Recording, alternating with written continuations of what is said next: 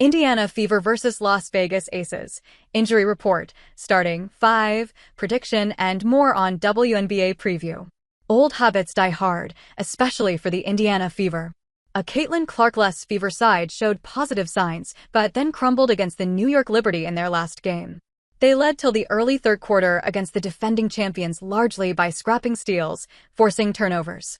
As they have multiple times this season, they just turned off, and the Liberty capitalized by going on a 29-8 run over 9 minutes of game time. The Fever have repeatedly made the same mistake of giving top teams an inch, and as a result, they have pressed for the win. Without Caitlin Clark, they were lacking creativity, and they lost the assist battle 18-24 against the fast-paced Liberty. The New York Liberty seems like a version of what Indiana wants to be, but they are just not there yet. Kelsey Mitchell, Aaliyah Boston, and Sophie Cunningham were in top form, but the Liberty firepower proved just too much with Jonquil Jones returning with a bang. This form could turn into a slippery slope, as their schedule doesn't get any easier going forward. The Fever face the slightly bruised, but still competitive Las Vegas Aces, who are on a 3-match winning run with none other than Aya Wilson leading them. Becky Hammon has continuously taken issue with the defensive effort, and the team has relied very heavily on Aya Wilson and Jackie Young.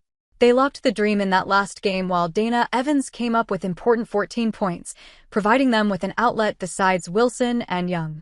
Those two still had important contributions, but the focus will be on spreading out her workload going forward. Before tonight's marquee matchup between the Indiana Fever and New York Liberty, let's examine the latest on player injuries, expected lineups, and how both teams are shaping up for this crucial contest. Caitlin Clark's presence in the injury report remains consistent, as she is expected to miss another game because of her resurfaced groin injury.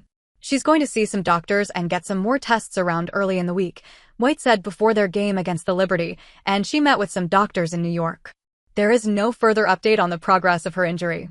She recently received an encouraging message from fellow peer Sabrina Ionescu, and the fans will hope to have her back on the court as soon as possible.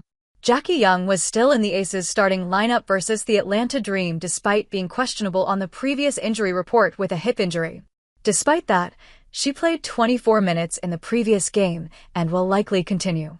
For the Aces, Cheyenne Parker-Tyus continues to remain out as she is currently on maternity leave after giving birth to her second child. The forward still plans to play the season, should the Aces qualify for the playoffs. Indiana Fever vs. Las Vegas Aces, match preview and prediction.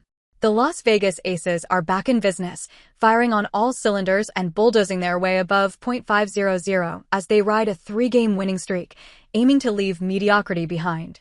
Driving this resurgence is none other than Aya Wilson, who is redefining dominance in 2025.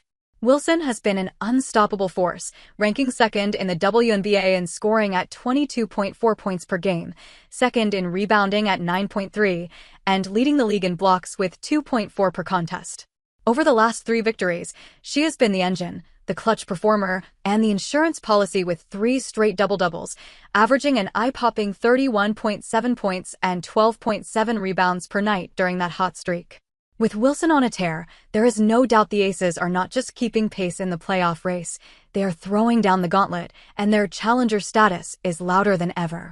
But their problem this season has always been over-reliance on Wilson and Chelsea Gray.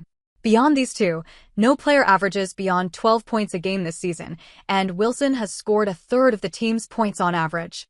That further comes under the microscope when the Aces have made only 62.2% of the field goals from assists, which is the least amongst their peers.